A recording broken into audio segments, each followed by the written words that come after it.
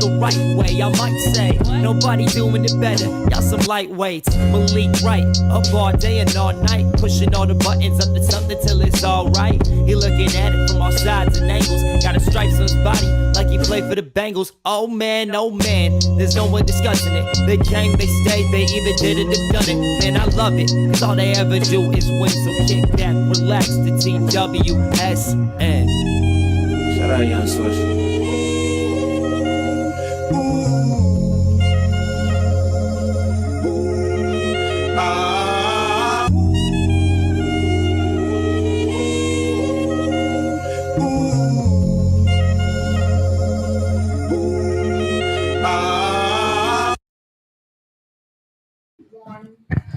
Thank you guys for joining us for another episode of State of the Jungle with Malik Wright, presented by the Right Way Sports Network. I'm your host, Malik Wright. Joined by my co-hosts as always. We've got Evan, we've got Logan, we've got Marissa on the ones and twos, and we've got a jam-packed show. We appreciate you guys for always spending your Wednesday evenings with us, with me, with the crew, with TWSN. Remember, give this video a like, subscribe to the YouTube channel. Also, turn on post notifications so you guys don't miss when we go live or upload content from the TWSN Knock Knock Studios.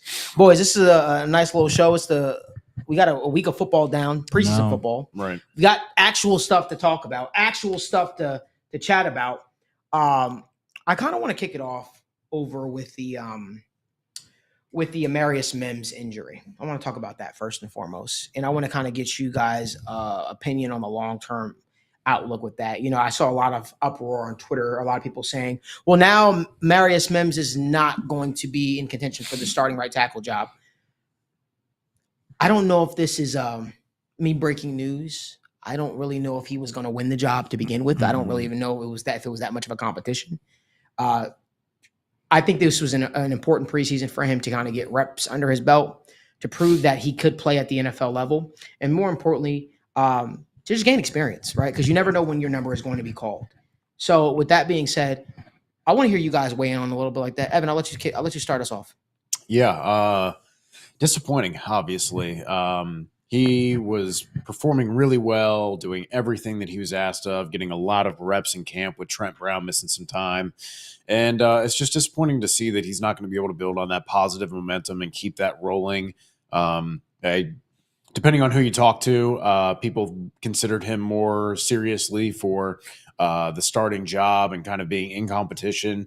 I do think that they probably would have leaned more toward the incumbent in Trent Brown, quote unquote incumbent, the veteran that they feel has the experience and has the know-how and feels like they could be prepared and not have to necessarily rush along Amarius Mims and his development. That's not to say he hasn't looked great, that he wouldn't be a good starter. But yeah, this is part of his profile coming out of the draft, and injuries are always so hard, right? Because Frank Gore, I think, had 2 terrible injuries to the same ankle, and people said he was never going to have a long NFL career, and then he outlasted every single person from his draft class, right? Like it's so hard to predict injuries in some cases. So really unfortunate, hoping for a speedy recovery. Perhaps he's ready by week 1 of the NFL season, but when he got drafted, after he got drafted, I think our plan was always kind of, hey, if Trent Brown goes down for injury, then you'll have Amarius Mims ready to go for you. And I still think that's going to be the case. So it doesn't change much for me in the sense, other than the sense of I'm disappointed we're not going to see more of him in the preseason, get him more reps in camp, and hopefully he just recovers really quickly, and then he can continue to kind of build and work towards maybe eventually becoming the starter or just being one of the league's best backup tackles. Yeah, I think at the end of the day, it doesn't really change too much. I think their plan, again, was always to start Trent Brown. But it's not the most encouraging thing to see. I don't think there's too much overlying effects on it. But again, I know we did a tremendous job breaking down the injury history of Mims, and he kind of got that label, and to come in and, be hurt in your first preseason game isn't necessarily the best look in the world. I'll be honest. But again, it's not like it's a crazy injury either. I think they are being super, super, super, super cautious with it. And I think that even plays into a lot what's going on. Not that he's not hurt, not that it's not a big deal, but I think a lot of he should start, noise was getting a little loud for them. So they took this opportunity to be like, look, he's not starting. He's going to miss some time. Trent Brown, now needs to practice. So I think again, I don't think he's not injured or anything, but I think it's kind of all working to how they played. Obviously, they'd like him to continue to get more reps, but again, at the end of the day, I think it was always going to be Trent Brown's job. The noise is getting a little loud. Everything's kind of fallen in place to kind of just go back to what it was always supposed to be. Well, let me just add on to that. I think that from the limited reps that we saw from him preseason, he looked damn good. Yep. He looked really good. He looked like he fit the bill. He looked like he was going to be a geyser for the Cincinnati Bengals. And I don't want to say it looked like he was, because that's almost like in past tense. I still think he is going to be that. But it was really, really nice to see him out there, albeit the Bucs weren't starting their starters, but it was just still nice to see him live against NFL competition and still be able to put up will still be that big force that we've known him to be, or that you were hopeful he would be when the Bengals drafted him.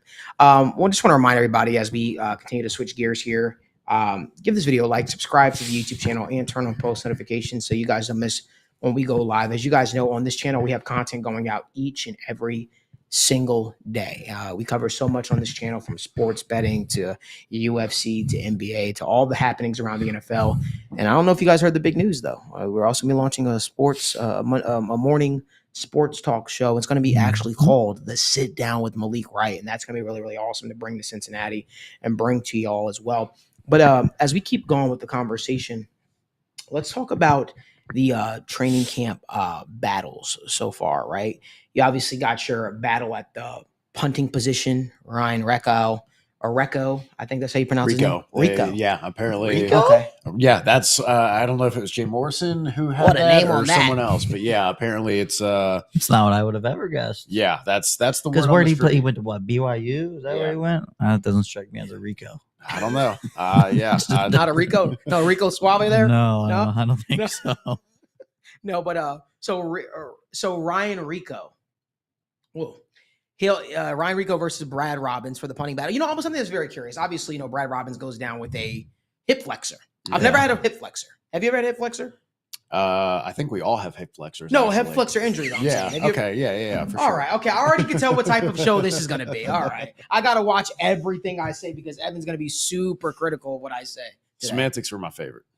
So have you actually injured your hip flexor ever? I don't believe so.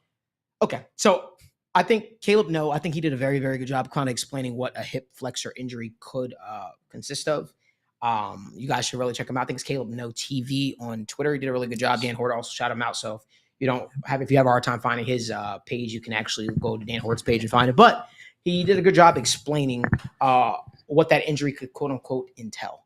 That being said, you got to think about it from this perspective. I think that the job right now, it's probably Ryan's to lose, right? Because it doesn't look like Brad Robbins is going to be out there on Saturday, which is going to give Rico the opportunity for to really showcase himself to this team. Yeah.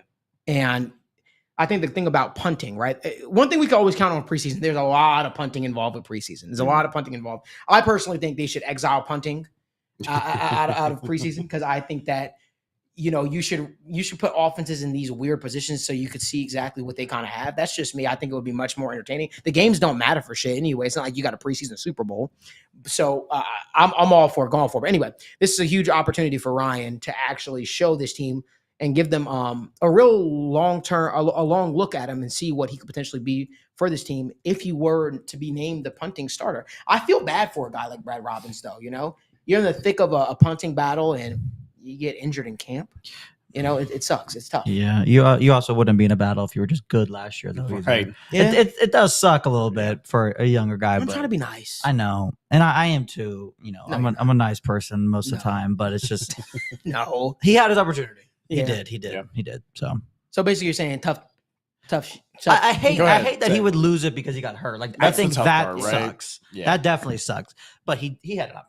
He had some good moments. He And did. he had some He good did. moments He in the game. Yeah, he he had some did. good moments. I think the first punt was a little shaky. It was a little Yeah, shaky. It was, but looking then like, he had Little like a nerves. 60-yarder. Yeah, and then yeah. knocked one in between the 20s there, and had some good position there. So yeah, like Logan said, it sucks. You never want to see anybody lose a job or an opportunity due to injury, and hopefully he recovers quickly, and then you can kind of continue, like you've always said, man. Iron sharpens iron. Having everybody compete really hard against each other, brings out the best in everybody. So, it sucks that's kind of turned out to be the case right after they got rid of McNamara. Yeah.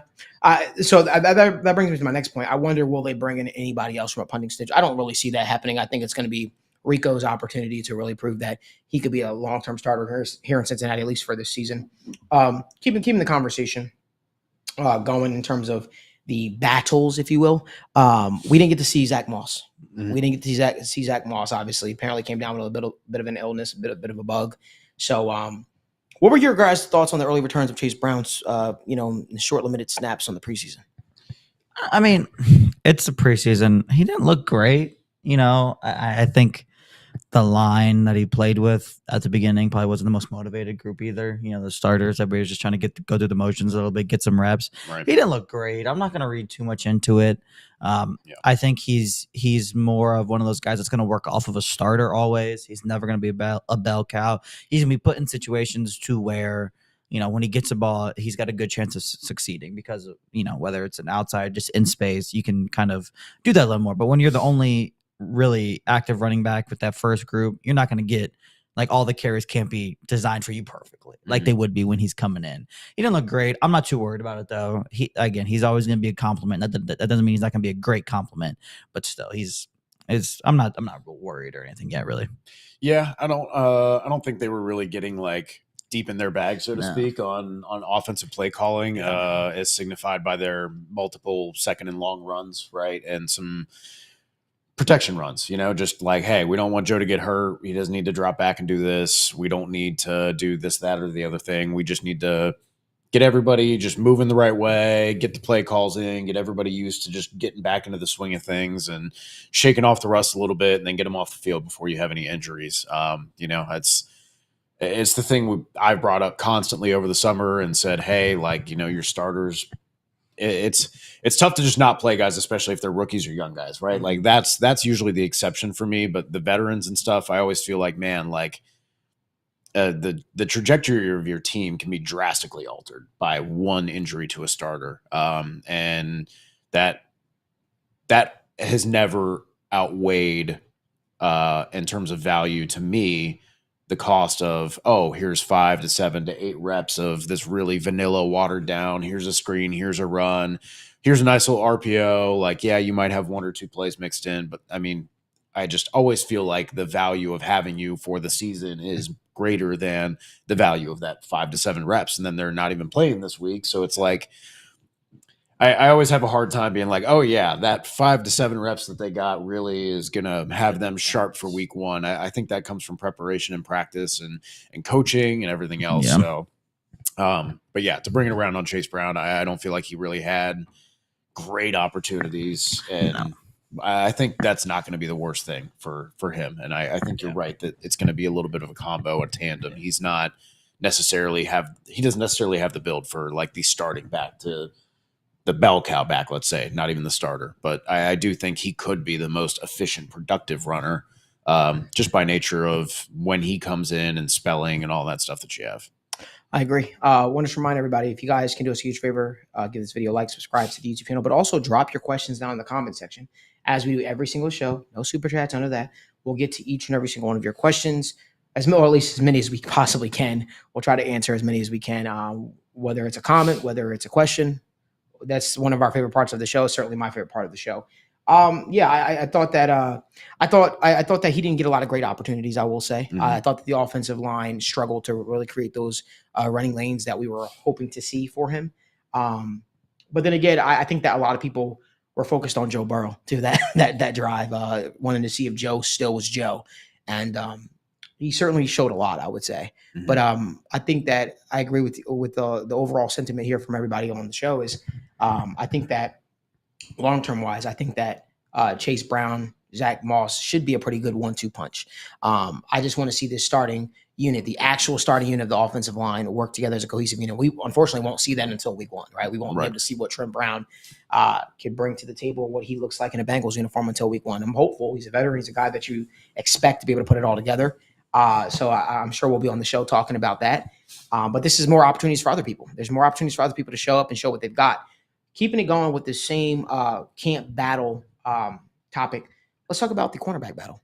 Let's talk about the cornerback battle. I just want to say this right off the bat. Outside of that one play he gave up, Dax Hill looked really good. Mm-hmm. Dax Hill looked really, really good. I'll preface it by saying it was against backups, right? It was against backups, but I have I know that he's now taking first team reps. DJ Turner is now taking second team reps. That does not necessarily mean the battle is over. I don't think the battle is over. I think these guys are interchanging. I think you could see a scenario in which Dax Hill is starting this week, and then I think the next week I think you're going to continue to see a rotation. I think Lou wants to know what he has in these guys, but I think the early returns on Dax Hill, what you saw the overall sentiment from so many pundits on Twitter was, damn, that's the guy that we saw flash at Michigan. That's the athleticism that we were hopeful to see. I don't know. I went back and I watched that play. I thought that was an interception by him. But again, it's the preseason. It is what it is. I think that Dax Hill really, really, really impressed. DJ Turner, he showed some flashes as well too. Some things that I would like to see him clean up. Both of them. I think that the thing about the battle between Dax Hill and DJ Turner is both guys had moments where they struggled. But I think also both showed some flashes. What were your guys' thoughts on the early returns of Dax Hill and DJ Turner? Yeah, I mean, Dax had a game, man. That's 4 targets and 3 pass breakups. That's about as good as it gets, right? So props to him on that. Obviously, worth pointing out that he had 33 snaps compared to DJ Turner's 11, and it's a little harder to shine as a corner when you get 11 snaps and you get targeted one time and it's a catch, right? So that kind of leaves a sour taste in your mouth. So I think we're going to have the luxury of this week of having a lot of the starters sitting. I think we're going to get a much better look at a lot of these battles, a much more extended look anyways, which is going to be great information for this. Can't wait to see Josh Newton kind of get in the mix too. I think he's squarely behind Dax Hill and DJ Turner, but as someone who has been worried about the corner depth, you want to see it, right? As hopeful as we are for all these guys to pan out and do well and succeed, it's nice to see him go out on the field and look a lot like the player he was in college 2 years ago, right? As opposed to this previous year. But yeah, Dax Hill looking good. Hopefully he continues to do that, and the secondary ends up being a strength for them, whereas last year it was largely a weakness where they struggled to find consistency. Yeah, I mean, when it comes to just them two, I think you guys pretty much said it all. Dax looked great. DJ Turner was just whatever, but he had 11 snaps. Like, what are you going to do? Right. You said he gave up his one target that he had. Dax Hill gave up his first one as well. But you know what? He got the opportunity to stay in, and he made the most of it. DJ Turner just did not. I think, it's a little annoying that they both just need to be on the field a lot in the preseason to really see what they are, because you don't want to ever overplay them or put them in higher risk injury scenarios. But they're just going to have to really get an answer for the question they're looking for. But yeah, there's nothing else too much to really say about that battle. I think we've talked about it a lot. I did love Josh Newton, DeJohn Anthony. Not that he's necessarily a corner. I loved what I've seen from both of them, but we'll get into that a little bit more. Yeah. So nice to see them both doing well. Yeah. Yeah, I thought like I said, I think that the cornerback battle is going to be something that we continue to keep our eyes on, continue to watch throughout the entire preseason. But I was really, really impressed with the overall returns from Dax so far, especially because I know that guy had a lot of he had a chip on his shoulder. He had a lot of people doubting him, and you still have to prove yourself. Still have to go out there and prove yourself, obviously. But it's going to be interesting to see how he puts it all together. Again, you guys can do us a huge favor, drop a like on this video. Drop your questions down in the comment section. We're going to make sure that we get to all of them.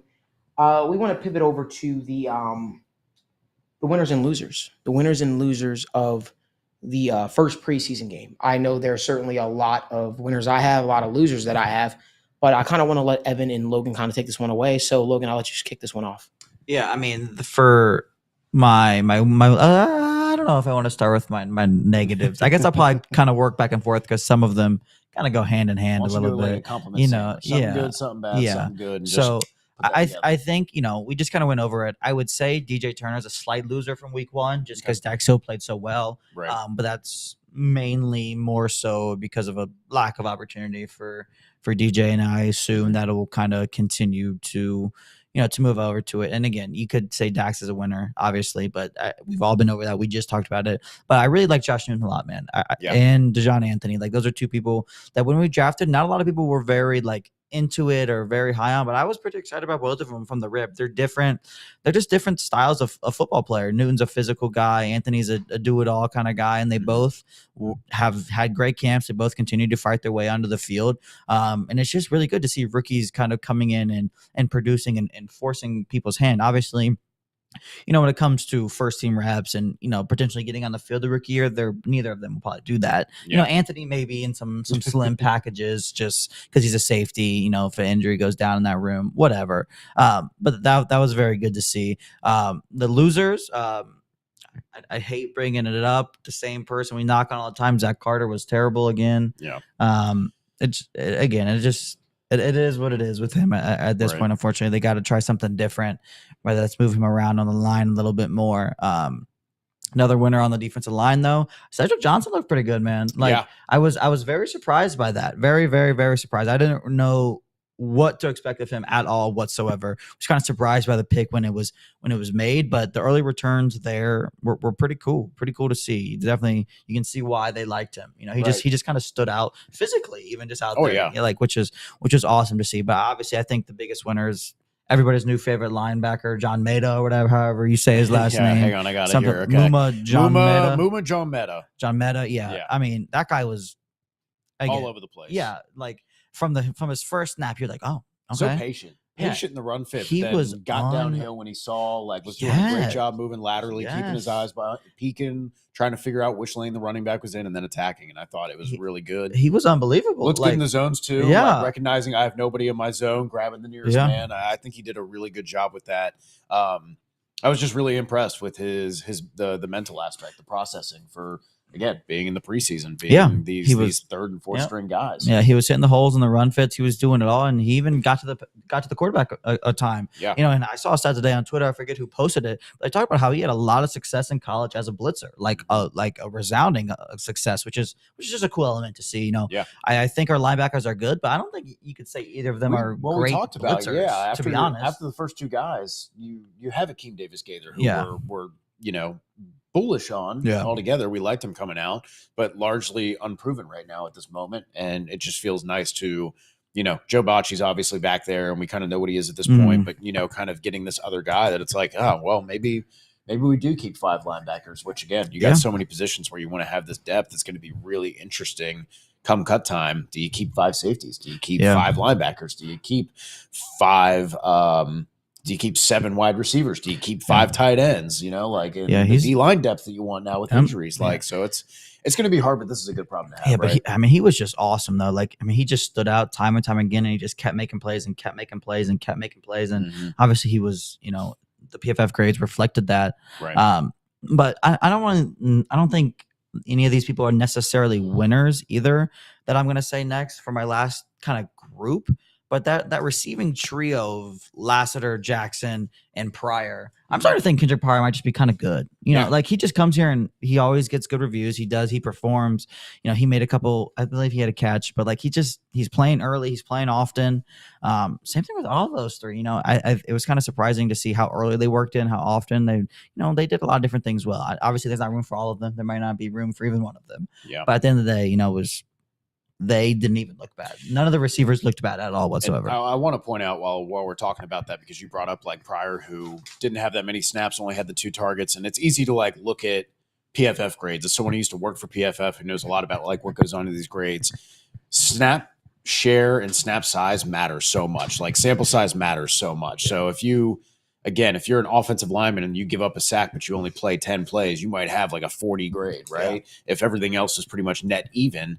And then if you play 45 snaps and you give up that 1 sack and that's it, suddenly you're a 65 or 70 grade, right? And so it's always keep in mind when you're looking oh my God, this guy has a 40. Well, yeah, if he played, 4, 5, 10 snaps, I would always set my snap thresholds at if I'm doing season long, anything like that, I'm usually doing 50% of whoever's played the most, right? I want to make sure we're filtering out, some of those guys who've played 10, 15, 50 snaps, right? Yeah. And before you want to start putting too much stock into grades, I would definitely say at least have 20 plus snaps, right? Yeah. If there's less than that, one big play can really influence you either positively or negatively, right? So that's something I always want to point out that we consider Jermaine Pratt, who played 2 snaps and has a 91 overall PFF grade, right? Like that's the kind of stuff we're talking about. It doesn't mean the PFF grades are bad, but you just always need to know what the context is that goes around them, just like with any stat, right?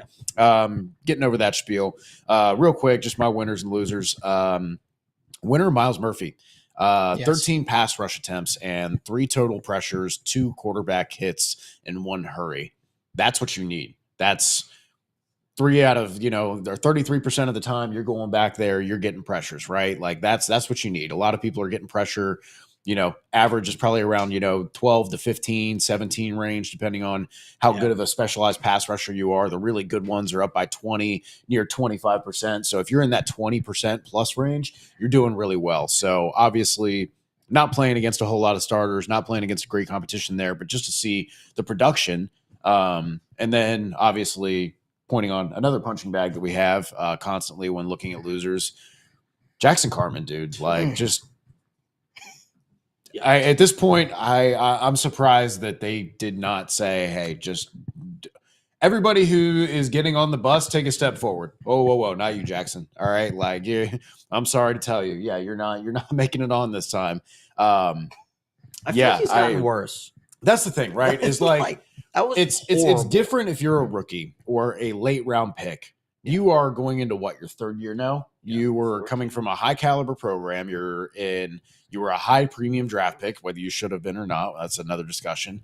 And you now are in your 3rd year and you still look lost. You look worse than a lot of these other guys who are 5th and 6th and 7th round picks. How many guys did we just talk about late round picks that came out and looked good in their first preseason action? Talking about like 2 people that were drafted. Right. And Jackson Carman still just looks fucking lost. And it's not even like, oh, he's struggling with this, that, or the other thing, and you can coach it. It's like, dude, you're struggling with just the mental aspects of things. You're struggling to move, to get into position, to win the leverage battle. I mean, it's basic shit with him, man. And again, I hate to just bag on the guy, but at the same time, I haven't heard reports that, he's always just been working so dang hard, and that's why we love him, and that's why we keep. No, it's the opposite. It's does he care? Are the conditioning issues a thing? Like he seems just kind of not 100% serious about that. You got to be feeling that after you go into this game where you've already had 2 bad years. Like you've got other guys now with Amarius Mims being drafted. They feel good about Cody Ford. Obviously, they've got some backup options with Trey Hill and with Matt Lee, and Jackson Kirkland's even looking better now. So it's like Smith's gonna get a chance. Deontay Smith's gonna get a chance. Like I'd rather take the chance on Deontay Smith. Than I'm saying he might be a low-key a winner just because he didn't play. Like that's the thing, man. So it's like, dude, like you're out here literally playing for your job, regardless of your draft status and pedigree. You still look that bad. And you still just look unprepared, disinterested. Like it's just the experiment's over. Like that's got to be done. Damn. So yeah, had to point that out for him, and then obviously Josh Newton. We kind of talked about it a little bit already. Just excited to see good production from the backup boundary corners. That was something that worried me to hell. Was what happens to boundary corner if Cam Taylor-Britt goes down with injury again, if DJ Turner gets banged up, if you have to rely on these backup safeties, backup corners when everything was already so poor in communication last year. Seeing them all perform so well. I don't think there was really a corner that I was like, oh man, you really just got absolutely cooked constantly. That is going to be making the roster. They're top 5, 6, 7 guys. So really good to see Anthony, like you said, do well. Has that slot safety versatility. Things are looking up for the draft class. And after a couple years of kind of hitting at a normal rate in the draft, right? Kind of having these situations in flux near the top of the draft in 1st and 2nd round picks, and then just having some of the mid-round picks that usually can help bolster your roster and help keep you cheap and help retain your talent.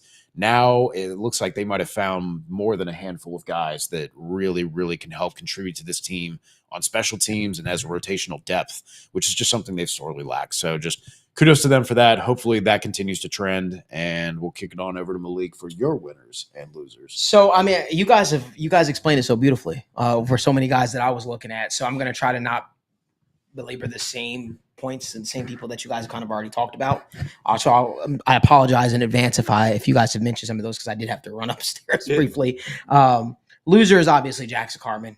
He stuck out like a sore thumb. Don't need to explain anymore. Looked awful, looked atrocious. Shouldn't be on the Bengals team anymore. But you know what? Bengals are in a spot right now where they need offensive line depth. So here we are. The interior defensive tackle room for the Bengals looked porous. Now I'll listen. I'll say this. Obviously, Sheldon Rankins didn't play.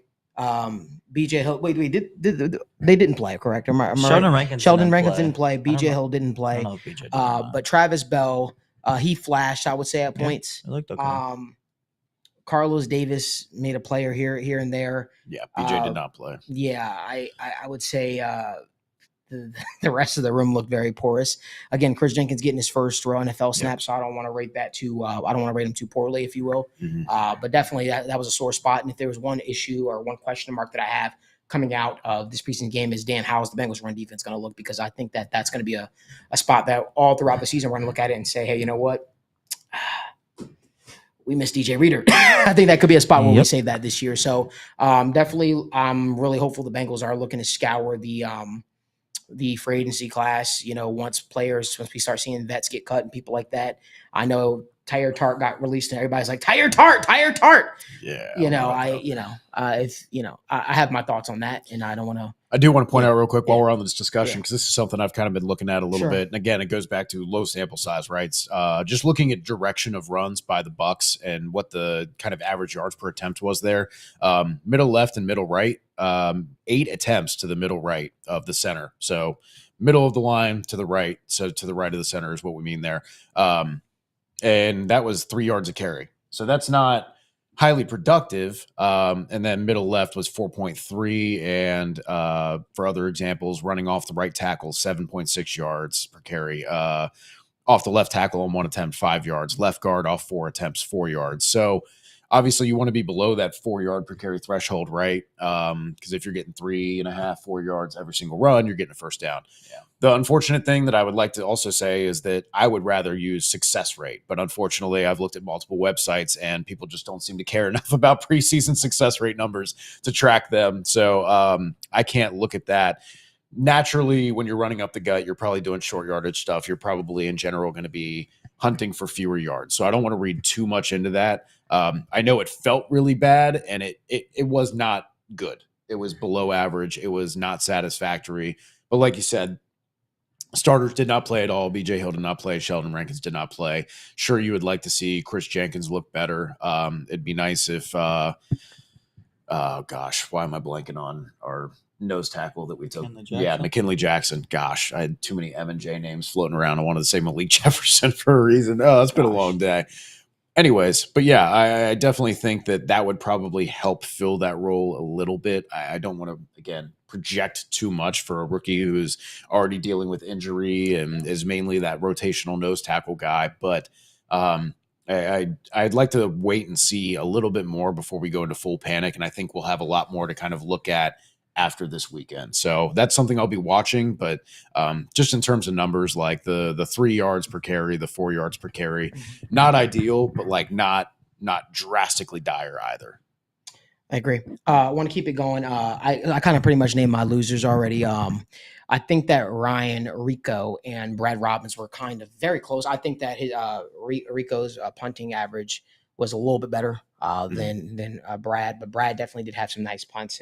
I think that's the biggest thing. We all can look at Brad Robbins and we can all look at him and say, you know what, this guy has all the potential in the world to do something. We've seen him hit 60-yard punts, but I think it's always been a consistency thing with him. I have a funny feeling Brad Robbins might turn into our Jake Elliott situation. I don't know why. I just have a weird feeling. I think he might go somewhere else and just become consistent. Maybe the pressure is a lot. I have no idea. Maybe he's too allergic to playing in Cincinnati because, he played for the city up north, as they call it, right? So it might be one of those things. I'm kidding. Obviously, I have no dog in that fight. But I just want to shout out Rico because this dude literally was not on he got cut from his team that he was on, came to Cincinnati, and, he was really carved out a role for himself, it seems like, pretty fast. I want to continue to name some people that I don't know if they were named already, but I hope I don't pronounce his name wrong, and I probably will. I think Sarah Lee's Jesse recently just did a video where she pronounced his name correctly. The backup linebacker for the Bengals. I have a feeling Logan might know how to pronounce his name more than I will, but I got it here for you. Muma Jean Meta. Muma Muma Jean Meta. Yep. He looked really, really good. He flashed several Really times to me good. in special teams, and when he got snaps as well in there. Dax Hill obviously looked good. I actually have this weird thing going on where I have winners, losers, then I have a question mark in the middle. I'll get to the question mark. This will kind of surprise y'all who I have as a question mark, and that's just because I just don't know how to rate their performance. Jermaine Burton. Yeah, Jermaine Burton, the alien. Yeah, he's everything that we raved and we talked about and we said he would be. We saw, Evan and I were very, very fortunate enough to watch him at the University of Alabama Roll Tide. All time. And you know what? We knew that, in Cincinnati, what Jermaine Burton was able to do, how Jermaine Burton played a lot bigger than what he actually was, and the specific skill set that he brings, we knew that he would probably fit into Cincinnati like a glove. Now, obviously, you want to see him see him, playing with more of the starters just to see what it looks like him going up against better competition, I would say, and not playing out there against fourth or third stringers or guys who won't even be on teams, because we know what Jermaine Burton is. We know what the talent is. We just want to see him up against real live competition. But he looked like a man among boys out there. He looked like he did not belong out there. A loser, I would say. I was on to my winners, but I just forgot this loser. Hakeem Butler, unfortunately, he didn't get enough opportunities. The one opportunity he did get, it should have been a pass interference call. Yeah, that was very weird. I don't know. They swallowed their whistle on that one, so that was very, very interesting. But going back to my winners, Jermaine Burton, Miles Murphy was another winner for me. Miles Murphy looked really, really damn good. He looks like he's going to be everything that we were hoping that he would kind of develop into. Again, early returns, didn't go up against a starter, so you can only rate him versus who he played against. He looked damn good. Here's a guy nobody's really talking about that looked really, really good to me, Shaka Hayward. Shaka Hayward, the backup linebacker. Here's the one thing about Cincinnati. Cincinnati is a spot where if you're a backup linebacker, you have a real shot to make this roster. The Bengals are thin at the linebacker position. They're thin at the linebacker position. There's nobody that really is like, took the position by hold. Obviously, you got Joe Bocci, but with the exits of guys like Marcus Bailey, you have an opportunity. You have an opportunity to really make something on this roster for yourself. So I'm very curious if Jean Meta and Shaka Hayward will be able to carve out roles for themselves. I will say Hayward wore the green dot when he was in the game too, which is a pretty good sign for him as well. Yes. I mean, he's more familiar with that, but this is his second year here, right? Yes. Yeah. I think it was UDFA last you remember year. You remember who he was compared to?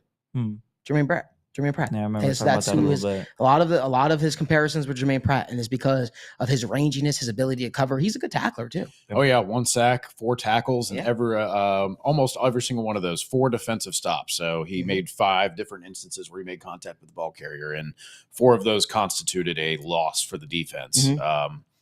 Just real quick, because we're going to be talking about this, success rate generally is like half the yards to gain or converting on third down. So 1st and 10, you want to try and get 4 or 5 yards. On second down, you want to try and get halfway to the sticks. And then on third, you have to convert. So when we say defensive stop constitutes a loss, that's what we mean.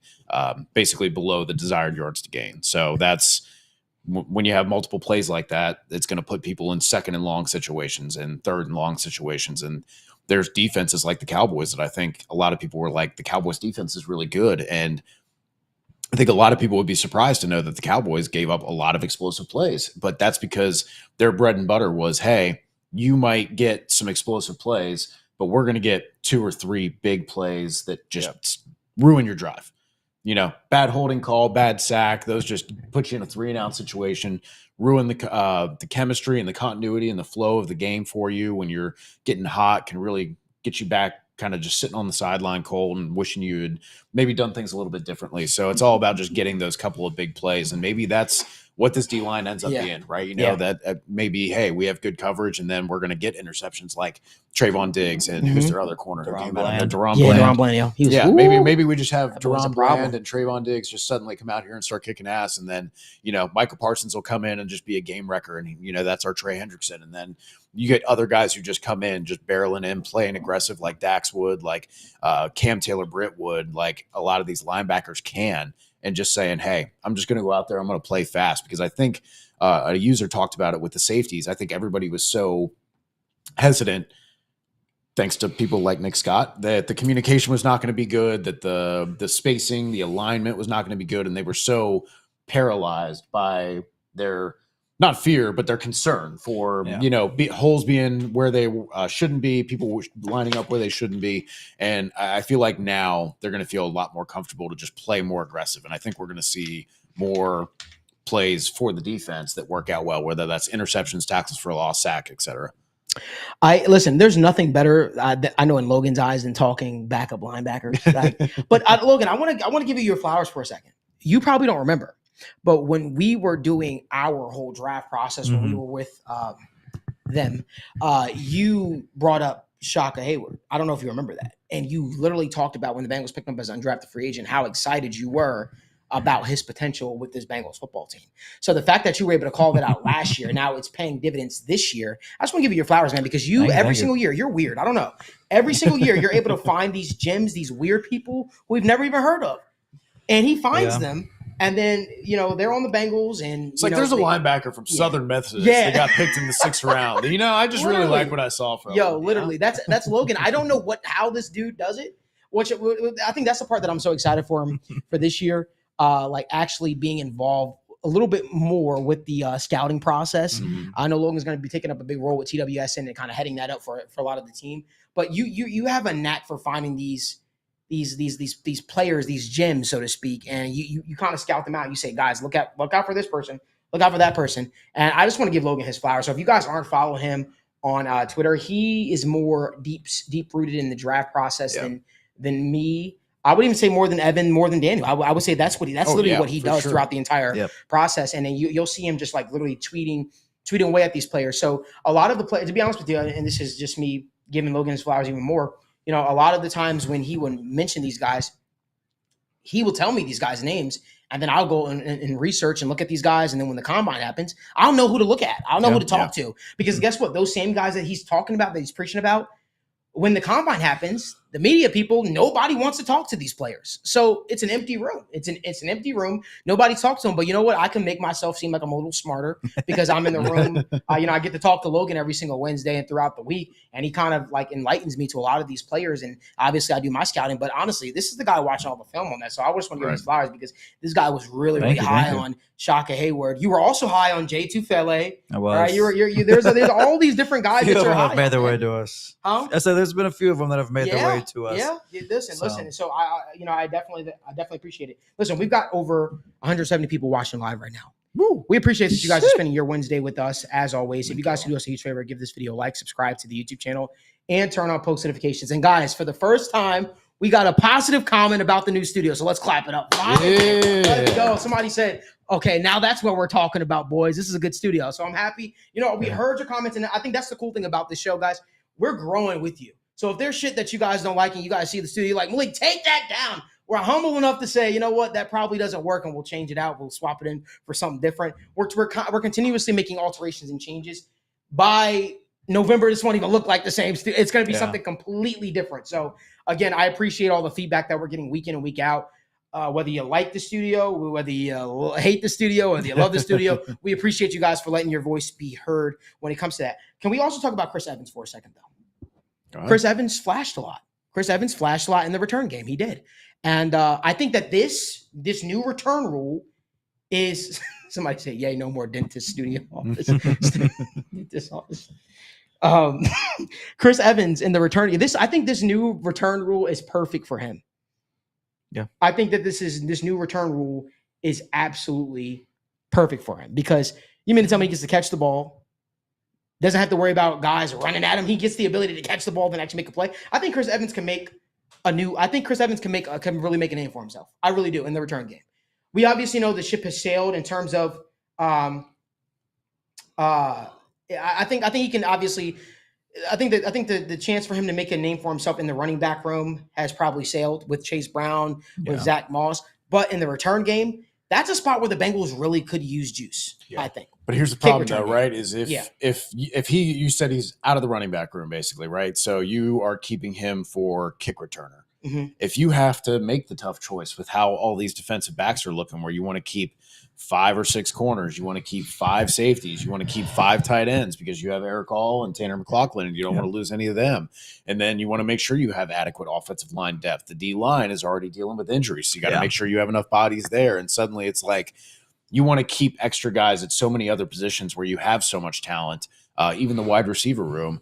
And is Chris Evans so much better at returning than Chase Brown and Charlie Jones and Trenton Irwin and Kwame Lassiter that he justifies someone else losing a spot who can contribute not only on special teams another way. Yeah. And so that's where I just come up where, yes, you're right. Mm-hmm. He definitely popped and looked the best, had 3 returns, which is the most of anybody on the team. Yeah. They definitely were trying to give him that work. Yeah. I think we'll see other guys kind of get some opportunities and mix in over the coming weeks. But again, it's going to have to be like, you're going to have to be like Devin Hester out here if you really want to make the team. Just I feel like returning, right? I feel like Logan's about this, and I'm sorry if I'm No, cutting you off in you're advance. good. The one thing I just want to add to that is the reason why, and Evan, maybe me and you have different philosophies. I think we do have different philosophies with certain stuff. I'm sure we do. But I'll say, and you know, that's my brother. We always disagree, but we always agree on more things that we disagree with. And I'll say, I think that the reason why I'm a fan of Chris Evans potentially winning that return job is because I don't want to run the risk of a guy like Chase Brown getting hurt. I don't want to run the risk. Charlie Jones is a guy that I think, and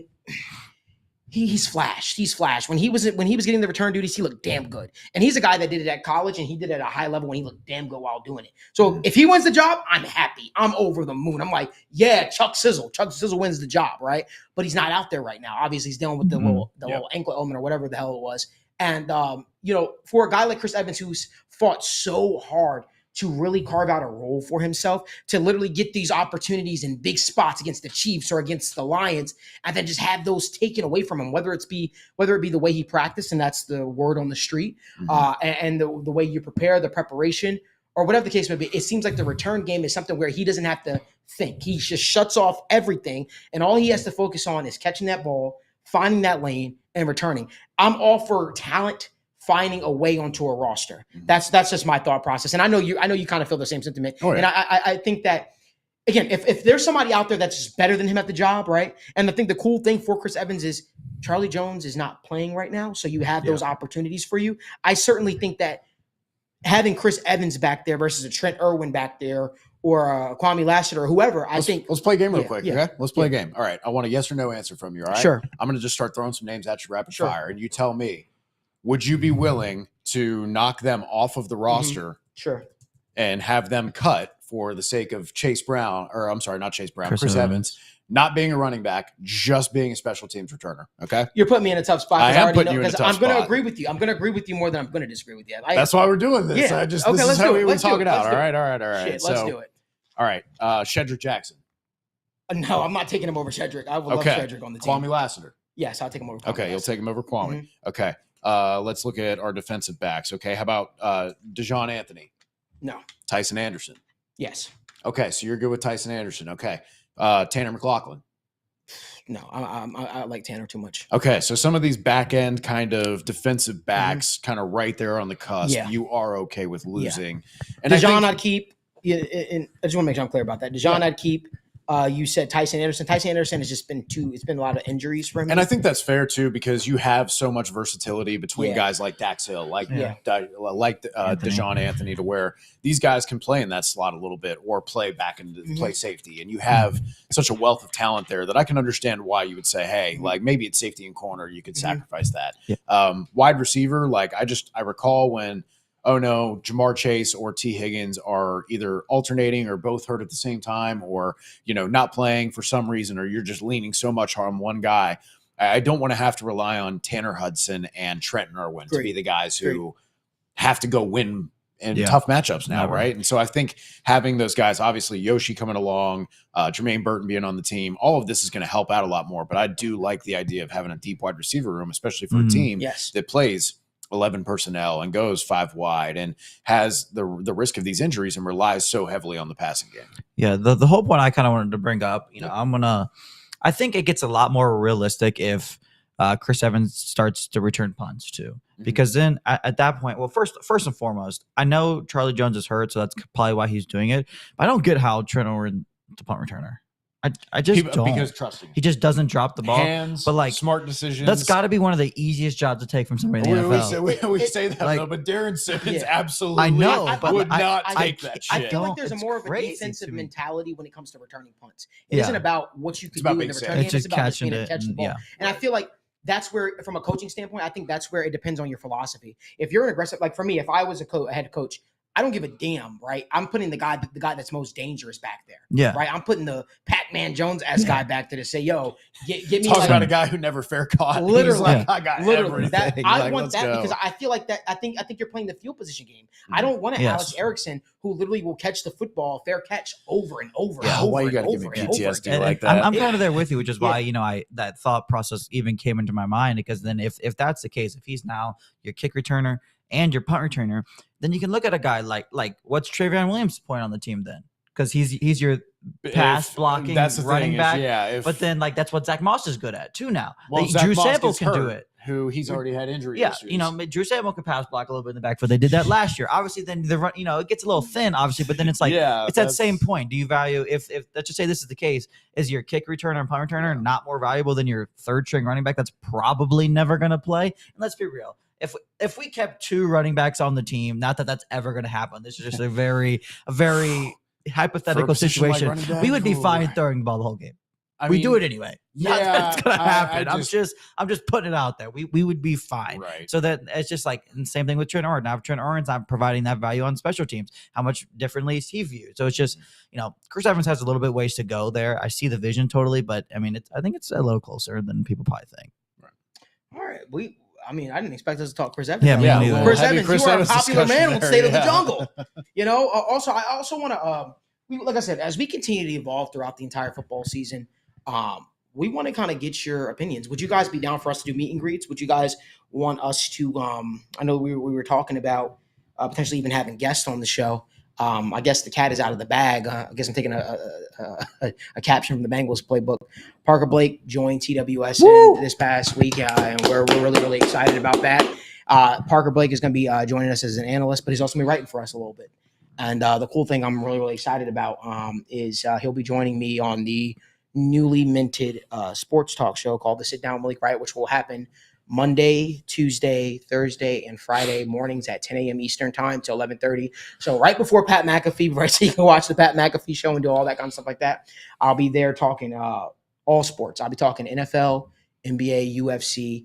We'll be bringing some guests on. I know for the first week we have my good friend Benjamin Albright, who will be joining me for the first week of the show. I'll be reaching out to my guy Brad Spielberger as well, who I'm really good friends with, and we'll be talking about some upcoming contracts and seeing how things could fit. Getting Brad on here? Yeah, me and Brad, we talked about doing some stuff. Big together. Brain Brad, you getting Yeah, Big Brain Brad on here? God, man, Yeah, that's man, one of my go-to guys from PFF. He's a I'm good so dude, glad man. I'm so glad he's doing so great right now. Yeah, man, he's Is he working with the Vikings now? Is I'm that not right? exactly sure. I think He's so. working. I was gonna say, I I'm think pretty sure he's so. doing cap consultant for the Vikings now, man. Which Wow. he's already done. Which is like, so cool. But he's I don't know already how people done, don't do like- that more often. Oh, dude, no, he's been working with Jason Fitzgerald over the cap for like years as his number 2 guy, and constantly consulting with NFL teams about contracts. And he's just been like my go-to guy for off-season contract projections. He gets like length, guaranteed money, everything. $1. Like 70% of the time, like he's on the fucking money. Yeah. So like credit to him. And that's Dude would awesome. be I'm glad a to hear that. beast on I'm the just, prices, right? like I said, I think this whole journey that we're going on with the new show called The Sit Down with Malik, Wright, the new talk show, sports talk show, is I want to introduce y'all to so many more names. A lot in of the industry. talented people out There's there. so many talented people than just names that we know, right? And I think that for Parker Blake is somebody who I've admired his work for quite some time. And, me being a business owner and somebody who literally always is scouring the internet, I said scouring the internet and looking for talent. And I pay attention to a lot of people's work before I actually pounce and I make a move. And I can have nothing but great things to say about Parker. He's a guy that is coachable. He's willing to learn, right? He's a sponge, and he's always asking how could he get better. And I remember him reaching out to me when he first started about going on this journey. So if we could add a guy like that to our already immensely talented team, I just feel like it's a home run get. I mean, I feel like we've added some really prominent names. We've added Video Game Insider. You guys probably know him, Mike Straw. He breaks a lot of the news when it comes to NBA, 2K, Madden, college football. So like these are things that, like I said, when I launched TWSN in 2018, I dreamed of, I thought of. So like, even though I'm 28 years old, I'm still a kid that's living his dream, right? I'm still a kid that's living his dream, and being able to add some really, really smart people and that make up for a lot of the space that I don't necessarily know. I appreciate everybody. I appreciate you guys supporting me. I appreciate you guys supporting me on this journey and supporting the people that we have here. But just know that we've got some really, really cool ass stuff in stock, man. We got some really, really cool ass stuff in stock. And for people that were wondering, Was that the announcement that I had? Nah, that's not the announcement. That announcement is coming though. And I'm really, really excited because again, we're going to bring something to the city that I don't think the city's had yet. And I think all of y'all will love it. But I want to keep the conversation going. Let's talk about what we're looking for the Bengals upcoming game against the Chicago Bears. I'll start off by saying this. I'll keep my point short and sweet because I definitely want to get to answering your questions. And if you guys can do us that favor, drop your question down in the comment section because we're going to get to all of your questions as much as possible. So bear with us. I would say the one thing that I'm looking for I'm going to be watching this new backup quarterback, Rocky Lombardi. We finally brought the Lombardi to Cincinnati. I was going to say, we finally brought the Lombardi to the most Cincinnati. like NCAA creative quarterback name that ever was. Like Yeah, no, that's a Heisman winning name right there for sure. Yeah, and I think that I want to see more from the defensive line. Mhm. I need to see more from the defensive 100%. line. I need to see it as a whole. I want to see it. Yes, Daniel is coming back too. Daniel will be back the last week in August. We officially got that down. It was important for him to come right before my birthday. My birthday is September 2nd. That's the day we actually launched the show. So he will be back. I'm really, really excited about that. So like I need to see more from the defensive line. It's very hard for me to say I want to see more from the backup offensive lineman because I think the expectation is limited. Oh, there's one guy we didn't talk about. Matt Lee. Lee. I was saving him for this one a little bit. Matt Lee. I'm excited to see an extended look at Matt Lee. I'll let Logan talk more about that. Yep. I think it's very, very simple what I'm looking for. It's very hard because again, starters aren't playing. We're not going to necessarily see everyone. I want to see Jermaine Burton still dominate the competition. I want to see a more extended look at him and just see how it all puts together. And yes, Ryan Sparks, I see you in the comments section.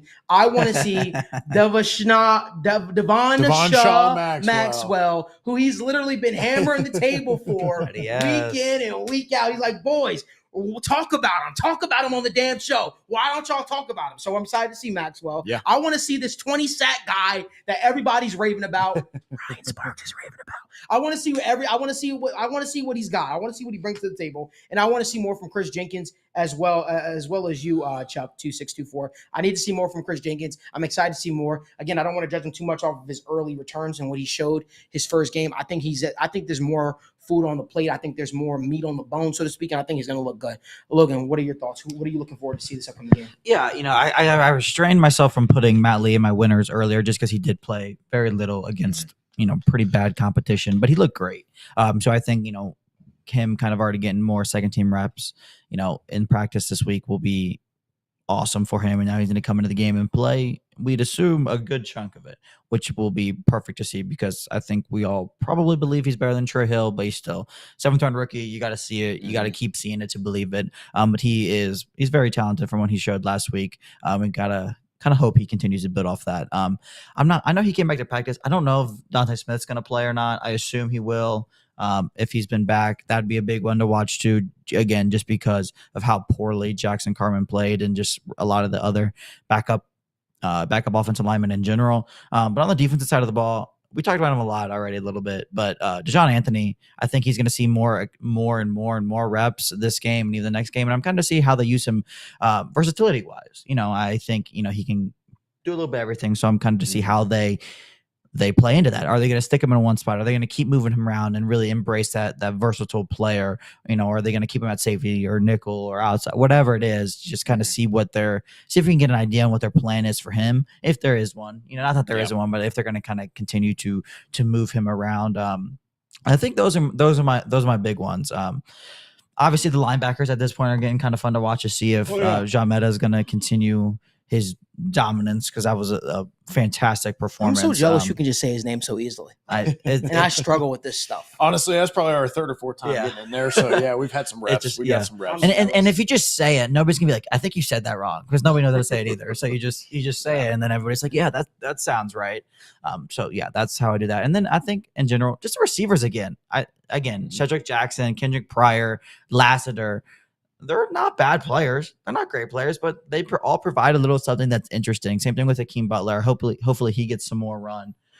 Just the skill positions in general. I didn't even mention the tight ends. I'm pretty excited about too. Eric All and McLaughlin this week. I'm hoping we get to see a little bit more of them. Yeah. 169 people watching in the chat on YouTube. Oh, 173. Never mind. Thank you for people for joining us. We got 57 likes. If you guys could please give us a like, subscribe. helps us continue to bring all this wonderful content, bring on all these wonderful people, and do all these wonderful live events that we got coming your way. We also have a little bit more. Remember, but wait, there's more. There's more. Sorry to cut you off, Ed. Go ahead. No, jump in. Remember, every single time we go live, we're also simulcasted on the Right Way Sports Network's YouTube channel. So we have more people watching us live. We have over 180 people watching us live. Goodness. Well, so thank you all for joining us. I appreciate appreciate it. Yeah. So looking forward to this weekend. No, I appreciate you chiming in. I think a lot of what Logan said is valid. The guys that you saw go against the threes and the fours, right? Yeah. Those guys who performed well, Jermaine Burton, Matt Lee, and some of these back end roster guys, just seeing them for a longer duration. Second team guys, apparently Matt Lee and Jermaine Burton have also been getting runs with the twos and the ones respectively. So just really interested to see that. We talked previously about how it seemed like the Bengals were kind of doing everything they could to keep Trey Hill on the roster by trying to get him out there on special teams a little bit and see if maybe he could fill in a role in this new kickoff as being one of those bigger bodies. But you know who's great for that is a bigger body who also moves very well in space, and that is Matt Lee. So if he continues to look very good against the twos, I'm going to be very excited about his potential as kind of that backup center role. Definitely going to be looking more at kind of the guys like Jackson Kirkland, trying to see Deontay Smith if he can manage to get out there. I know someone was asking about McKinley Jackson as we were talking about the defensive line. I think he's still week to week with that knee injury, and I'm not sure if we'll see him. But yeah, defensive line rotation. We have these spots: linebacker, D line, wide receiver. We have so many young, interesting talents, which again, we talked about earlier, how they've seemingly hit on a lot of these kind of UDFAs and late round guys in the last couple of years, and that's kind of helped float the roster. And that's so much better to look at than opposed to like, God, just one of these guys do something cool. Like, just do something, you know, the old meme of like poking the stick, like do something, please, you know. Now you have this wealth of people that you get to look at, excited for the tight ends, especially Eric All. Surprised to see him back from injury and getting cleared for contact so soon. So just very excited for, like you said, all these backup positions to just go against a tier of starters or second stringers or third stringers, one tier higher than they did last week, and see, hey, do you continue to be good? Do you drop off suddenly and kind of have that? Because it was so obvious that Jermaine Burton was the best player on the field when he got out there, right? Like he looked like a man among boys, right? And so you want to see that continue and just kind of like, hey, are you going to sustain this to the point where you have an argument to move yourself further and further up the depth chart? We've seen guys do this like Jesse Bates, you know, as you continue to just look good and look good and look good as you go against better competition. And then suddenly you get to the season, and maybe this was Amarius Mims at this point. We'll never know. Woulda, shoulda, coulda, what if, right? But yeah, you might have these other guys who really surprisingly push for some of these spots. So I'm very excited to just see everybody go against one tier better of competition and see who's still standing as a preseason standout and who kind of falters back to their baseline. You know, we got an interesting question here. But before we jump to the question portion of the show, just want to ask that you guys give this video a like and subscribe to the YouTube channel and turn on post notifications so you guys don't miss when we go live or upload content. We have content coming out literally every single day. When I say every single day, I don't mean just Monday through Friday. I mean even weekends. We have content. Sometimes we're doubling up on it. So, and that's a special shout out to Marissa, who's our producer, and Jimmy, who's in the building, who's also our YouTube manager. You guys do a fantastic job. Appreciate you guys help taking the content to the next level and really providing for me and the people. But if you guys could give this video a like, we've got over 170 people watching, only 65 likes on the video. So we appreciate you guys. We don't do super chats or anything. That's the only thing that we ask for you. If you guys can give this video a like, so that way we can continue to bring the best content to you. But we've got a very interesting question here from Chuck2624, and I'm going to give this directly to Logan because, I mean, not Logan, to Evan. This is an Evan question. It says, does PFF take into account the competition level? If a corner is playing against a tier 1 receiver versus a backup wide receiver, does PFF care at all? They do not. And part of the expectation is that you are a professional NFL player and you are out there and you have, like people often say, you're going to war with the guy against you, right? The guy across from you. The other part of that is if you're taking into account the degree of difficulty, then you have to have some sort of rating for that, which you could use PFF grade, sure. But then if someone gets injured, right? If someone doesn't practice for 2 weeks, how do you account for that, right? How do you say, oh, this guy has a high ankle sprain, so he's what, 70% of himself? So then you have to try and go through this, It's like, real difficult. real right? You quick. start getting really, really subjective on a system that has a strict rubric, but also is subjective. And let's be honest, guys, like, tackles are subjective. If you look at, there were studies done that look at like tackles from like 2016 to 2019, and there was a disparity of sometimes 50, 100, 200 tackles between people's tallying. So like you get home field people trying to be like, oh, you need the sack record, you're getting closer. Yeah, we're going to give you a half sack for putting a fingertip on the quarterback when he got sacked, right? That happens a lot. So I don't want to just be like, oh, I'm, digging on PFF grades. There's a lot of stuff that's subjective, right? Anything that's not binary outcome. So no, they don't take that into account.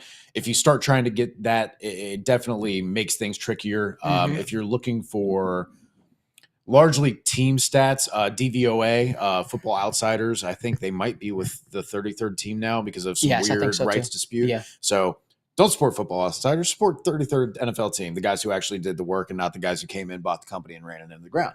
Fox Media, Bars. looking at you. So no, they don't. Great question. Feel free to ask any PFF-related questions that you have throughout the season. I will answer them to the best of my abilities. It's definitely one of those aspects, but that's the important context that we talk about when going into stats. Is it's important to understand where stats are strong and where they're predictive and when to use them, and when stats are, not always as predictive or reliable or can just fluctuate and are maybe fun stats, but at the same time they're not very valuable in terms of like predicting how good someone is. If it's, oh, Jamar Chase has 10 touchdowns and wear white cleats, that's a fun stat. It doesn't mean if he wears white cleats, he's going to go out there and do that. Like it's the same thing. Oh, running backs, when you have 25 touches, you're 10-0. God, fucking shoot me if anybody says that to my face.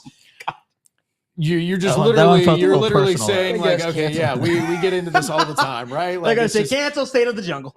God, we do this every year, and ultimately you're going to see it like 8 weeks in. There's going to be some team that's 4-4, and they're going to go, the Cowboys are actually 4-0 this season when they run the ball 25 times. So they should just run the ball. Fuck it. Why throw the ball? Just go out there and run it 25 times. You win, right? Like it's almost like, oh, when you're winning the game and you're trying to salt it away and you're trying to kill the clock, you might be rushing at a higher rate. And if you're losing, you might be inclined to pass more. I know, crazy, right? So sorry to go off on the tangent. No, you're good. That's a hot button topic for me. So we'll throw it back to Malik and let me cool off over here for a second. I love seeing Evan fired up. All right. Like there's nothing like a Wednesday evening seeing Evan fired up talking about football. Got a question in here from Jacqueline Hyde, our guy. He says, request from my mom who's tuning in for the first time. Shout out to Jacqueline Hyde's mom. Appreciate you for tuning in to State of the Jungle. Hopefully we kept you entertained and you want to come back each and every single Wednesday with us. But he says, request from my mom tuning in for the first time. Can y'all talk about Uno's hold-in? Yeah, Uno wants to get paid. He wants to get paid. I'm just going to say this because I don't know if this has been overly stated as much. This is really cool for the Bengals. Not the part that he's holding in, the part that he's asking to get paid now versus like waiting. Because I personally think his contract is going to be so much more expensive if you were to wait 2 years from now versus paying him now. This is a bargain chip. This isn't what you often see from a lot of players, unless they are fearful that, hey, I might not, maybe the best is behind me, right? I don't think the best is behind Uno. I think Jamar Chase has so much more to give. And I also think that the fact that he wants to get paid now, whatever you sign him to now is going to probably almost seem like a bargain. Definitely, if not a year from now, definitely 2 years from now. So I think it behooves the Bengals, in the Bengals' best interest to pay him. I know that Jamar Chase is a priority for them. I do believe a deal will get done potentially. I can't say that the deal will get done this offseason. I also think you got to understand when players hold out or hold in, it's not that they're upset or they're grumpy, right? Sometimes it's also a protection thing for them, where maybe they feel like, hey, I got to protect myself, lessen as much injury chances as possible, and maybe me going out there playing practices that I might not see as beneficial, and I know the way I prepare. And all the talk you hear from Jamar Chase is still training. Jamar Chase is still working out. He's just not participating in team activities and stuff like that. Outside of him missing that one practice this past week, which we don't know what he had going on in his personal life, something came up, whatever the case may be, he's going to be out there for the Bengals week 1. He's not going to miss real games. I have a hard time seeing him miss real games. And I love the report that came out. The reason why he didn't hold out is because he would have missed out on $3 million by by day 3 of training had he did cold out, right? So obviously the money he's making isn't bad. It isn't egregious. You know, it's to the point where he understands that, hey, I might want to get paid and stuff like that, but also it's a protection thing. Why would I go out there if I don't have a contract in place and I know that I'm due for a huge contract? I'm with the team in Chicago right now. Yes, he's with the team in Chicago right now. I'm watching practice almost each and every single day. I'm getting those mental reps. I know the offense. Why do I have to be out there each and every single? I understand that the overall sentiment is we want to see him out there. We want to see him out there. We want to see him playing. We want to just see the team gelling together. But I also just want to caution people. A lot of it is health related too. You want to make sure that you don't end up with an injury. You want to make sure that you protect yourself as much as possible. And you want to make sure that you're not putting that wear and tear on your body, because guess what? You don't have a long-term contract in place. So you want to make sure that when that time comes, when week 1 comes, you're at your absolute best for this football team. I hope that I explained that in the I want to point out too that again, it's important for me to reiterate that right now, like on the rookie contract, you really can't hold out. That's why he's doing a hold in, right? He's still showing up. He's still on the sideline. He's still doing individual drill work. He's still just kind of there, meandering, interacting, all that. Because if he did what Saquon Barkley or Aaron Donald originally tried to do, the way that CBA is set up right now is if you're on a rookie contract and you actually hold out like into the season, you lose a year of eligibility, which means instead of hitting free agency after your 5th year, you now have to play another year. So you get to not what they want. Right, which is the opposite of what you want, because as a player, you make the most money by hitting the market repeatedly. 2-3 year deals every time, because other deals are pushing that number up. So you want to try and get to market as often as possible. That's the way to maximize your earnings. And so there's no incentive for him to really do a complete holdout where he's like, I know some people are like, oh, he might not play for the first 3 or 4 or 5 games. And it's like, if you do that, he's going to lose a year of eligibility. So then he has no leverage. He's only hurting himself. The Bengals don't get hurt by that. They get to keep him for another year, right? So I think you'll see him play. I think this is just a way of him through actions speaking to, I want this done quickly. I really want this done urgently. And I believe I deserve to get paid and have shown enough for that, which I think are all valid points. But again, he's not out in the media just talking into the camera, causing problems. His agent's not doing it. This has been a very largely like tight-lipped situation where even NFL insiders, quote unquote, which, you know, it's the Bengals. They don't talk to these guys. And if Jamar Chase and his agent aren't frustrated, they're not talking to people, right? Which is why we haven't gotten so much information. That the same thing with Joe Burrow. We were just kind of in a holding pattern and kind of waiting. And then finally it happened. Like, it's going to be much of the same with Chase. There's not going to be small tidbits. I don't think it's not seeming like it's going to be as contentious as Jesse Bates and T. Higgins, right? It definitely feels like if not when, or sorry, Right. when, not if. Right. There we go. That one. But yeah. There is a great question. If you guys can give this video a like and subscribe to the YouTube channel and turn on post notifications as well. We got over 150 people watching, 72 likes. We appreciate you so much for tuning in and spending your Wednesday evening with us. And Jacqueline Hyde, I'm glad that we can help make your mother's night. We appreciate her and you tuning into the show. Just Shrek, our guy, man, he's a huge supporter of the show on Twitter, on the comment section each and every single week. He says, did you see anything of note different in the play calling in the first preseason game? I'm happy that you brought this point up. I'm mad at myself because I went to a meeting the other day and I had an entire notepad. I was watching the Bengals game, and just so y'all know, when I watch games, I write a lot of notes down. That's just how I watch games, because I want to be able to have talking points that are things that I want to go over, talk about, discuss when I do my recap show. And one thing that I noted was I saw a lot of motion from the Bengals. I saw a crap ton of motion from the tight end position, from the receivers. And it was more than just, it wasn't like window dressing stuff. It was actually, you could tell like it was a part of the play, right? It was just a lot of stuff that I you saw the Bengals implement at points last year, but I saw the tight end position in motion a lot, which was kind of new for me. And they weren't just getting in motion doing that thing that the Bengals do where they call a receiver in motion and then the receiver lines up behind the guard or the tackle and there's an extra blocker. No, they were actually running routes off of that play. So that was something that I thought was very, very interesting to me. And I said, oh, okay. Imagine Mike Gesicki in motion. Imagine, making Mike Gesicki, who's already a mismatch, an even bigger mismatch. For me, I was like, damn, okay. That's one thing that I've really noticed. I think that was the only thing that really stood out to me from a play calling standpoint as a sore thumb. But there is something else that I had wrote down in my notes, but I want to let Evan and or Logan talk about anything that they may have noticed that I didn't notice. You want to start? I mean, yeah, I'm just going to piggyback off the motion thing and just in general, because it's something I'm a huge fan of in general. And I think, the numbers don't necessarily lie either. The 49ers and the Dolphins were 70% of ridiculous the time, amount of times, and they have motion. two of the best offenses in the league. Right.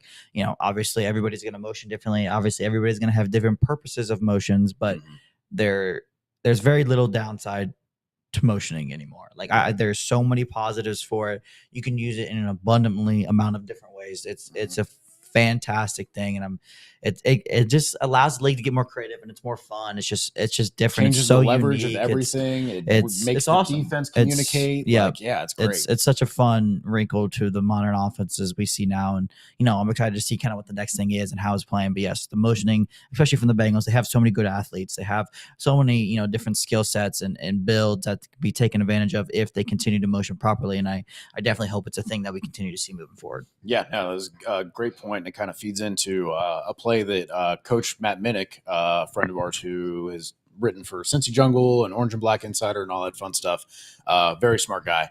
He pointed out a play where they did use pre-snap motion with the wide receiver going to the left side of the formation, and then they did play action to the left side. So all of the flow of the play is going to the left. And this is a staple of the 49ers offense, right? Where they have like Y leak, right? Where you have the tight end. Leaks and delays. Oh, yeah. The tight end leaks and delays are so effective in play action. So they have all the O-line, the wide receivers, the running back, everything's moving left. So everybody's just drifting, getting more out of position.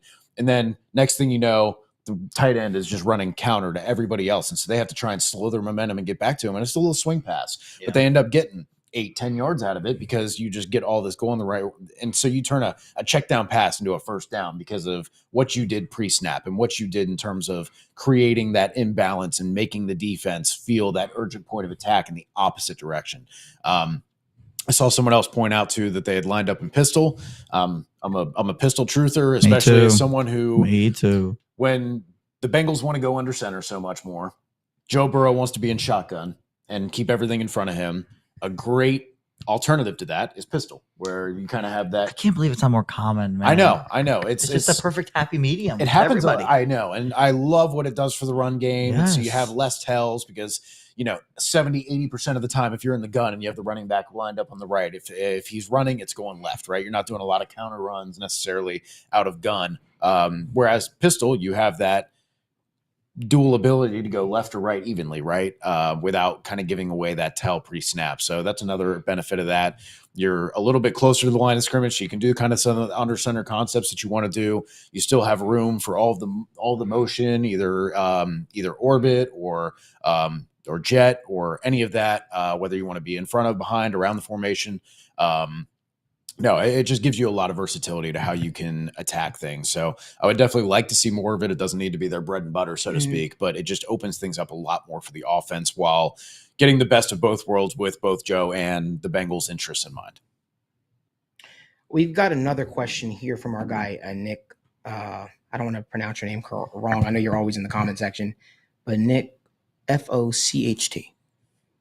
He says, do you think we get a highlighter game? Orange on orange. I can confirm the Bengals are doing an orange on orange game. And while I can't say what game it is, I know what game it is. I'll just say it'll be a lot earlier than what people think. So I'll let the team do that. I've done enough making enemies over the past couple of years of breaking news, so I'll let them do that. But they are going to do an orange on orange game, and it'll be a lot earlier than what people think. So just wait until they say when it is. But that's all the nuggets I'll give on that.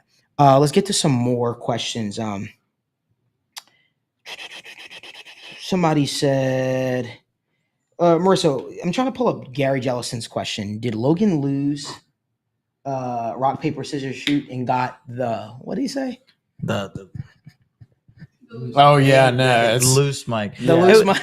No, Evan's got a computer. He dove on the grenade. Yeah, Evan's got a he was good computer. too, I just kind of come up here and just. Or we can tell them the truth. Logan Malik's takes a good care damn of me. It's idiot, fine. and before one of the shows, Malik broke the mic stand. Well, I really don't mind holding it. No, I broke a damn mic stand. I just haven't I haven't. We haven't. The boys told me. They said we don't care that much. It's not a big deal. No. You want me to Sounds just good. put something in the ceiling? We can have it down, and we can be like, Bro, all you'll the- be like, you remember all that? the TikTok rappers or You YouTube remember- rappers where they're just standing in the middle of the street Do you- with a mic hanging down So from nowhere. when I was a kid, there was a wrestler I used to watch. He used to have the mic come down from the ceiling, and he used to say, "Mr. Kennedy." You guys remember that at all? You don't remember that? Nah, He used to you're- Not a literally wrestling yell into guy. the You're mic. not talking to the wrestling guys. Okay, well, this is not he your used to- crowd. Yeah, He used to do that all the time, and I thought it was the weirdest thing, bro. Mike used to come out of nowhere. He'd be like, "Ladies and gentlemen," it was great. It was a great little shtick, if you will. Somebody said, "How do I get this shirt, Malik?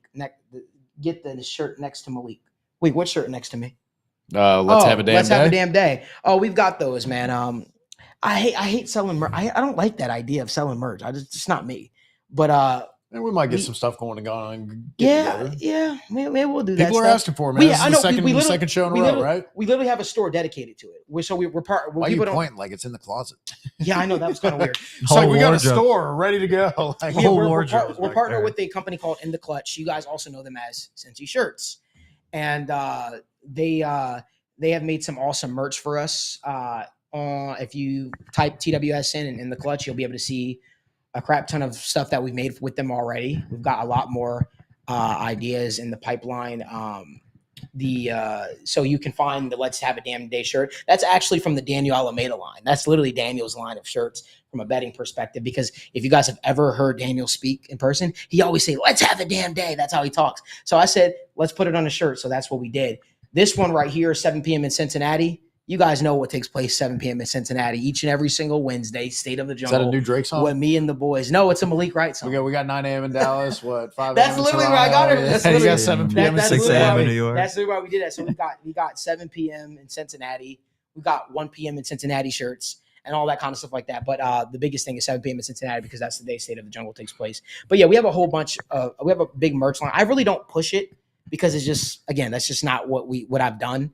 But if you guys like some of the merch that you guys will be seeing us wear on the show, I know we have State of the Jungle stuff coming down the pipeline. Be awesome. And somebody says sell merch and give proceeds to charity. I love that idea. Just got to figure out a charity to give that to. You know, I know there's some fantastic ones around the community. I know Ted Karras is doing some amazing stuff, and really appreciative of what he's doing for the city, man. So somebody, Judge Shrek said, we will have a press conference for Daniel to ask all of our questions we have been waiting to ask him.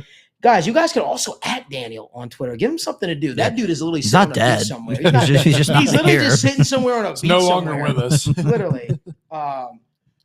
Yeah, no, but he's just sitting on the beach somewhere enjoying life while we're doing the grunt work. I'm kidding. We love Daniel. Somebody asked another question. Huday MD says, why is signing Jamar an issue? It's cheaper. Why is signing Jamar an issue? It's cheaper to sign him this year than next year. It's in the Bengals' benefit. I guess we probably missed that already. We kind of discussed that a little bit already, and we talked about Yeah, I mean, it Yeah. is in the Bengals' benefit. I Yeah. think it's just probably cash flow and trying to just hammer out. Like, I'm sure they kind of have the Jefferson and the AJ Brown deal as kind of like guidelines. If you have guideposts of, hey, I want more than AJ Brown, and maybe he says I get more than Jefferson, and they say, hey, we'll give you equal to Jefferson or something like that. And maybe it's the guaranteed money. Maybe he will take, there's so much to work out with this guys between all that offsetting language. Okay. Can we fudge this and do a roster bonus? No, we want it as a just flat out signing bonus. Like, and all that changes the accounting. So like even the numbers might be worked out, but how they distribute things for accounting purposes for so many different things. Like I said, signing bonus, you can spread that out. Roster bonus doesn't trigger until I believe that year, the coming year. So that would be something that doesn't hit their cap until that point. Mhm. There's different ways that they can fudge the numbers to kind of get this to line up nicely with Joe Burrow's deal. And that means that there is kind of a small needle to thread here. And so that will kind of take more time a little bit. And, you know, maybe again, this is just Jamar and his agent's way of kind of putting the gas on a little bit without going and setting fire to the media and leaking a bunch of stuff to Adam Schefter, who's apparently real butthurt about the fact that he doesn't get anything about the Bengals. So Yep. Oh, you want to hear a funny story? I love funny stories. You want to hear a funny story, Adam Schefter story? Yeah. lay it So on me. Zach Taylor, again, I haven't told this story to anybody. Literally, not even Marissa knows the story. But I think she was in the house when I got the phone call. Remember I broke Jamar Chase being injured. Mhm. So Zach Taylor did a press conference earlier that day, and he said Jamar Chase would be day to day after the Falcons game, the whole 9 yards. And I got word. nah, Jamar Chase is going to be out for a couple of weeks. His return date that we are targeting is the Chiefs game. And everybody went out there and they said, oh, blah, blah, blah, blah. Bengals already said Zach Taylor said he's day-to-day XYZ. So then when that happened, Rappaport, Garofolo, all were calling the Bengals, and they were trying to get updates on it.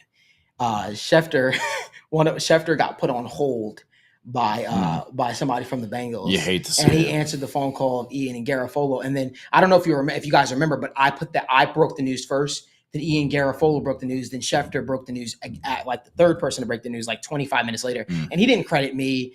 Neither did Ian. Neither did Mike. But it's sort of what happens. And I just thought it was really, really funny because ever since then he acts. It's weird. They act like they don't know who I am. They act like they don't know. Like, well, Ian knows who I am because Ian and me we talk when I see him at different events, and he actually DM'd me and he told me to keep up the great work, which I really was appreciative of. So did Garofolo, and we have a pretty good relationship. So I just think it's really, really funny how like sometimes the weird, the inner workings of the insider industry is at point in time. There's a lot of gatekeeping that is involved when it comes to information and news. And for me, I don't really. I'll put it this way, guys. The NFL rumor mill is a lot like gossiping in high school. You hear so much crap throughout the year, throughout the weeks. You hear so much crap on a regular basis. 85% of it doesn't come to fruition. But if it doesn't come to fruition and you put it out there, you're a liar. It's a weird lie. It's a weird line to balance, right? Right. So for me, it's like I personally don't love the idea of just like putting crap out there because there's so many things that happen. You know how many calls the Bengals get about players and they're not interested. These things happen on a regular basis around the NFL. It's business. It's the business world. People are looking to make deals. People are looking to trade for players. People are trying to see for things that happen and say at the end of the day, it's a very dirty business. It's a dirty business. It's one of those things where it's a thankless business as well. And if you're too good at what you do, you ruffle a lot of feathers. You know what I mean? Yeah. So like for me, it's like I try to show love to everybody. I'm still very much into the insider game, but I just regulate minds to when there's actual things to talk about. Does that make sense? I don't just talk about, I don't throw shit to the wall and hope it sticks. There's some people out there that are like, hey, Jamar Chase deal is going to get done. It's coming soon. And it's like, yeah, bro, they're talking. Like it is. But until like there's actual news to update, like I'm not going to do minute by minute updates, right? Right. It's just a weird thing. Like one of the weirdest interactions I've ever had with an agent was Dave Mogetta outside of a Bengals game for the Jacksonville Jaguars. One of the weirdest interactions. He gave me his phone number, the whole 9 yards, and it was like he was in Cincinnati to talk to the Bengals about Jesse Bates' deal, the whole 9 yards, and it didn't come to fruition. Obviously, it was what it was, but these things are a never-ending cycle. The insider game is a never-ending cycle. Sorry to keep talking overboard, guys. So I appreciate all the questions and all that good stuff. But Nick asked another question. I hear the Betfred suite is still empty and would look great as a TWSN suite. That is a good avenue to use merchandise sales for LOL. So what's funny? We actually looked into getting a suite this year. We did look into getting a suite this year. But what's crazy? I feel like it's a lot of fucking money. Just for one. Yeah, it is. It's one of those things where relatively, it's something that it would have to make sense. It's got to have utility too. Yeah, like it's just like I was talking to the guys and we were saying maybe we'll do it for a game or two. But if we did it, it would have to look different. It would have to be inclusive to the fan base. I can't see getting 18 tickets for a suite just to say I have a suite. Like that doesn't make a lot of sense to me. So to me, it's got to make sense. Maybe we do a giveaway sometime. Yeah, maybe we do a giveaway and we end up doing that for a box. That's something that I'm looking into. I definitely have already had talks with the Bengals about it and people from the Bengals, and they're trying to upsell me. Hey, if you do it now, you got to tell me the game. You got to get 35% down all night. So, okay, I got you, buddy. I got you. Relax. I want to point out Jacqueline Hyatt with a nice little tagline there. Who day the right way. Who day the right way. I like that. I like that. That's good. I like that a lot, man. Who day the I kind of like that. I know. That's gold right there. So I'll let you guys know this. Jacqueline, hurry, trademark that shit. Yeah, hurry up, because Malik will. One thing that I was thinking about doing this offseason, I was like, hey man, maybe we do on-site live shows this year for a big game. Maybe we do it for like a primetime game. But it would have to, again, one of those things, it would have to make sense. Like, where would we do it at? Where would be the ideal location where we could get the fan base of everything that I do? I try to be inclusive to the city, to the guys, to my entire team, because Sure, my name might be on the show. My last name might be on the company, but I ain't nothing without the people that really put in a lot of work and really help propel TWS into where we are. So again, it's a lot of stuff to talk about, a lot of stuff to figure out what we're going to do for the future. Yeah, I'm excited. I'm excited as hell for the future of the show of TWSN. But I want to get some more questions before we head out of here. I want to get to 2 more questions. One of the questions is from Dr. 3 Co World. He says, "What do y'all think about us bringing in a Yannick or Lawson at the edge position and Howard or Gilmore in the secondary to put us over the hump all the way?" I'll say this. I think there's no shot that the Bengals bring back Carl Lawson. Let me just start by saying that. It just ended too bad. I'd be very, very shocked. It would take a lot of mending and fences and relationships. There was some bridges burnt on the way out. I'll say that on that side. I think if the Bengals were truly interested in a cornerback and if they had really concerns, I think they had so many opportunities to add a veteran corner, whether it be a Howard who drafted or a Stephon Gilmore who's been sitting out there, to the point where, if they didn't do it, it kind of speaks to where they feel their secondary room is. It's funny, we kind of talked about this at length throughout the entire offseason when we said, hey, we'd love to see the Bengals add a veteran cornerback at some point or another. I think it would take a significant injury for somebody to go down for them to add another person at the cornerback spot. Other than that, I feel like there's a lot of young guys that they feel really, really good about, and they feel like those guys will fight amongst themselves, and the cream will always rise to the top. Have any thoughts on that? I was just going to say, Yannick Ngakoue, he is long past the years where he was good, right? Where we were talking about him as a really good edge rusher. And I think that was really short-lived. I think that was more of the Michael Johnson type career year type deal thing that he tried to capitalize on. So probably a guy who, he probably had some depth, but I don't know how much they like him better than the other guys on the roster that they feel invested in and they feel good about. And I was always on they need to add a veteran corner. And even if it's not Stephon Gilmore, I was putting out some other guys that, were just competent corners that just gave you veteran experience in a young room that was relying on DJ Ivy and Josh Newton. And, but no, to their credit, they have performed well. And it seemed to be the Bengals tagline that they are not going to sign anybody right now. That's not the plan, and they don't intend to. And unless, like Malik said, there's some sort of catastrophic injury that leaves a hole in the secondary, defensive line, et cetera. Yeah, I think, I don't think there's too much to be said about the cornerback room, but, I think there's some life in the edge room. I don't think it'd be Yannick or Carl Lawson to a degree, but again, Cam Sample done for the year. Jeff Gunter just retired. I'm disappointed. I know. That's what I'm saying. I had a lot of. They're very close to needing to sign somebody already. That doesn't mean I'm available. That doesn't necessarily mean it's going to be Malik or anybody else. But listen, you're talking to a guy that had 22 sacks in his flag football league and in a mural league. So I'm going to got some long arms. So he does have some long arms. Yeah, I can get. But yeah, I think that if anything, the edge room is getting close to needing a body regardless. Whether that's going to be a veteran to hang around, in case some of these younger guys don't take the leap they want. Probably not, but I think it's closer than some people might think. Definitely much closer than corner feels. So last thing I'll say is, boys, I know we're here. I know the season is here. You want to know why? Because we just went live for an hour and 30 minutes on State of the Jungle, like we do throughout the season. Guys, we're just talking preseason ball. There's so much more for us to talk about, so much more to get into. One thing we want to do, guys, we want to create community with y'all. I'm thinking about creating a State of the Jungle community on Twitter or X. I'm sorry for the people to kind of ask their questions, and so that way we can kind of really and talk to y'all as things are happening throughout the week. I don't know how the boys feel about that, but as we can talk to y'all throughout the week and really answer some of your questions. There's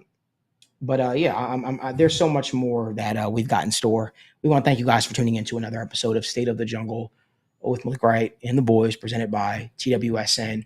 We hope that you guys enjoyed the conversation, because we certainly enjoyed having the conversation. If you guys could do us a huge favor, give this video a like, subscribe to the YouTube channel, turn on post notifications so you guys don't miss when we go live or upload content from the TWSN studios. And until next time, as always,